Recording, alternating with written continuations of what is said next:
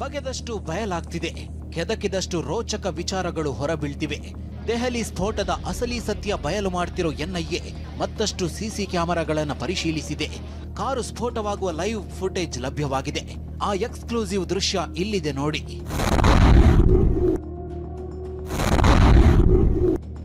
November 10 ಸಂಜೆ 6:50:57 ಭಯಾನಕ ಸ್ಫೋಟವಾಗಿದೆ. ದೆಹಲಿಯ ಕೆಂಪುಕೋಟೆ ಮುಂದೆ ಸ್ಲೋ ಮೂವಿಂಗ್ ಟ್ರಾಫಿಕ್ ಇತ್ತು. ಜನರೆಲ್ಲ ಟ್ರಾಫಿಕ್ ಸಿಗ್ನಲ್ ದಾಟೋ ಧಾವಂತದಲ್ಲಿದ್ರು. ಈ ರೀತಿಯ ಸ್ಫೋಟವಾಗುತ್ತೆಂದು ಯಾರೂ ಕೂಡ ಊಹಿಸಿರಲಿಲ್ಲ.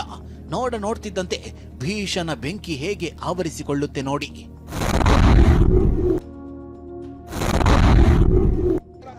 ಹೀಗೆ ಕೆಂಪುಕೋಟೆ ಮೆಟ್ರೋ ಸ್ಟೇಷನ್ ಬಳಿ ಸ್ಫೋಟವಾದ ಕಾರಿನ ರಹಸ್ಯ ಕೆದಕ್ತಿರೋ ಎನ್ಐಎ ಅಧಿಕಾರಿಗಳಿಗೆ ಭಯಾನಕ ಸತ್ಯವೊಂದು ಬಯಲಾಗಿದೆ.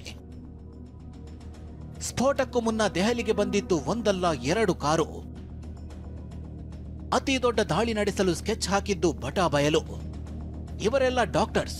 ಸಮಾಜ ಸೇವೆ ಮಾಡಬೇಕಾದ ಈ ಕ್ರಿಮಿಗಳು ಸಮಾಜಘಾತುಕ ಕೃತ್ಯ ಎಸಗಿರೋದು ಬಯಲಾಗಿದೆ. ನವೆಂಬರ್ 10ರಂದು ದೆಹಲಿಗೆ ಬಂದಿದ್ದು ಕೇವಲ 1 ಕಾರಲ್ಲ, 2 ಕಾರು ಅನ್ನೋದು ಎನ್ಐಎ ತನಿಖೆ ವೇಳೆ ಬಯಲಾಗಿದೆ. ಹೀಗಾಗಿ ದೆಹಲಿಯಲ್ಲಿ ದೊಡ್ಡ ಮಟ್ಟದ ದಾಳಿಗೆ ಸಂಚು ರೂಪಿಸಿದ್ರಾ ಅನ್ನೋ ಅನುಮಾನ ಮೂಡಿದೆ.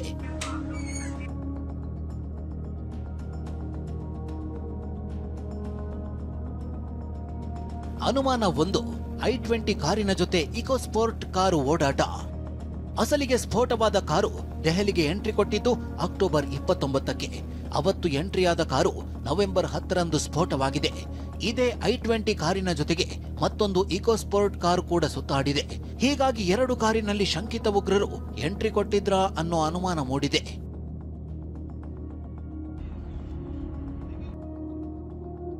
ಅನುಮಾನ 2, ನವೆಂಬರ್ 9ರ ರಾತ್ರಿ 2:30ರವರೆಗೂ ಸುತ್ತಾಟ. ಮತ್ತೊಂದು ಅನುಮಾನ ಅಂದ್ರೆ ನವೆಂಬರ್ 10ರಂದು ಕಾರು ಬ್ಲಾಸ್ಟ್ ಆಯಿತು. ಹಿಂದಿನ ದಿನ ಅಂದ್ರೆ ನವೆಂಬರ್ 9ರಂದು i20 ಕಾರು ದೆಹಲಿ ತುಂಬೆಲ್ಲ ಓಡಾಡಿದೆ. ಖನ್ನಾಟ್ ಮಯೂರ್ ವಿಹಾರದಲ್ಲಿ ಬಾಂಬರ್ ಉಮರ್ ಸುತ್ತಾಡಿದ್ದಾನೆ. ಹೀಗಾಗಿ ಸ್ಫೋಟಕಗಳನ್ನ ಇಟ್ಟುಕೊಂಡು ಟಾರ್ಗೆಟ್ ಪ್ರದೇಶವನ್ನ ಹುಡುಕ್ತಿದ್ನ. ಹೆಚ್ಚು ಜನ ಸೇರೋ ಪ್ರದೇಶಕ್ಕಾಗಿ ಹೊಂಚು ಹಾಕಿದ್ನ ಅನ್ನೋ ಡೌಟ್ ಇದೆ. ಈ ಆಯಾಮದಲ್ಲೂ ಎನ್ಐಎ ತನಿಖೆ ನಡೆಸುತ್ತಿದೆ. ದೆಹಲಿ ಕಾರು ಸ್ಫೋಟ ಸಂಬಂಧಿಸಿದಂತೆ ಈಗ ಸ್ಥಳದಲ್ಲಿ ಮೊದಲಿಗೆ ನೋಡೋದಾದ್ರೆ ಏನು ಅಧಿಕಾರಿಗಳು ಪರಿಶೀಲನೆಯನ್ನು ಮುಂದುವರಿಸಿರುವಂಥದ್ದು. ಈ ಶಂಕಿತ ಭಯೋತ್ಪಾದಕ ಉಮರ್ ಏನಿದ್ದಾನೆ, ಈತ ಒಂದು ವಿವಿಯಲ್ಲಿ ಒಂದು ಕಾರನ್ನು ಇರಿಸಿದ್ದ ಅನ್ನೋದು ಕೂಡ ಗೊತ್ತಾಗ್ತಾ ಇರುವಂಥದ್ದು. ಸಾಕಷ್ಟು ದೆಹಲಿ ನಗರದಲ್ಲಿ ಓಡಾಟ ನಡೆಸಿತ್ತು ಅನ್ನೋದು ಕೂಡ ಗೊತ್ತಾಗ್ತಾ ಇದೆ.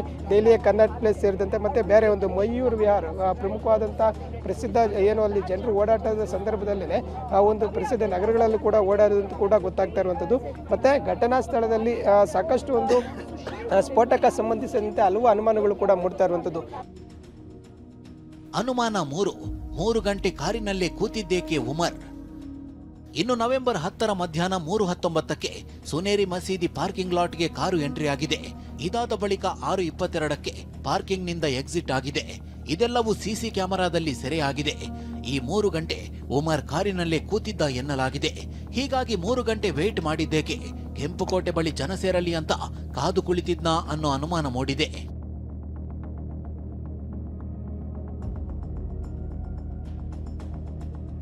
ಅನುಮಾನ 4, ಸಂದೇಶಕ್ಕಾಗಿ 3 ಗಂಟೆ ಕಾದು ಕುಳಿತಿದ್ದ ರಾಕ್ಷಸ. ಪ್ರಾಥಮಿಕ ತನಿಖೆಯ ಪ್ರಕಾರ 3 ಗಂಟೆ ಕಾರಿನಲ್ಲಿದ್ದ ಉಮರ್ ಹ್ಯಾಂಡ್ಲರ್ಗಳ ಸಂದೇಶಕ್ಕಾಗಿ ಕಾದು ಕುಳಿತಿದ್ದ ಎನ್ನಲಾಗಿದೆ. ಮಾರ್ಗದರ್ಶನ ಬಂದ ಬಳಿಕವೇ ಪಾರ್ಕಿಂಗ್ ಲಾಟ್ನಿಂದ ಎಕ್ಸಿಟ್ ಆಗಿರೋ ಶಂಕೆ ಇದೆ. ಈ ಆಯಾಮದಲ್ಲೂ ಎನ್ಐಎ ತನಿಖೆ ನಡೆಸುತ್ತಿದೆ. ಅನುಮಾನ 5, ಟಾರ್ಗೆಟ್ಗೂ ಮುನ್ನವೇ ಬ್ಲಾಸ್ಟ್.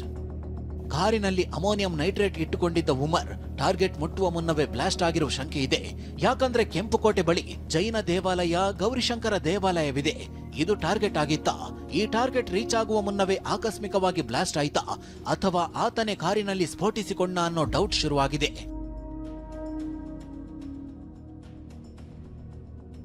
ಸದ್ಯ ಸ್ಫೋಟವಾದ ಸ್ಥಳದಲ್ಲಿ 42 ಸ್ಯಾಂಪಲ್ಗಳನ್ನು ಸಂಗ್ರಹಿಸಲಾಗಿದೆ. ಅಮೋನಿಯಂ ನೈಟ್ರೇಟ್ ಸೇರಿ ಸ್ಫೋಟದ ಸ್ಥಳದಲ್ಲಿ 2 ಲೈವ್ ಕಾರ್ಟ್ರಿಡ್ಜ್ ಪತ್ತೆಯಾಗಿದೆ. ಕಾರಿನ ಬಿಡಿಭಾಗಗಳು, ಟೈರ್ ಅವಶೇಷ, chassis, CNG cylinder, bonnet cover ವಶಕ್ಕೆ ಪಡೆಯಲಾಗಿದೆ. ಸದ್ಯ ದೆಹಲಿ ಸ್ಫೋಟದ ತನಿಖೆಗೆ ಹೊಸ ತಂಡ ರಚನೆಯಾಗಿದೆ. 10 ಸದಸ್ಯರನ್ನೊಳಗೊಂಡ ತಂಡ ಎಲ್ಲ ಆಯಾಮದಲ್ಲೂ ತನಿಖೆ ಮಾಡಿಸಿದೆ. ಹರೀಶ್ ಜೊತೆ ಮಹೇಶ್, ಟಿವಿ9 ನವದೆಹಲಿ.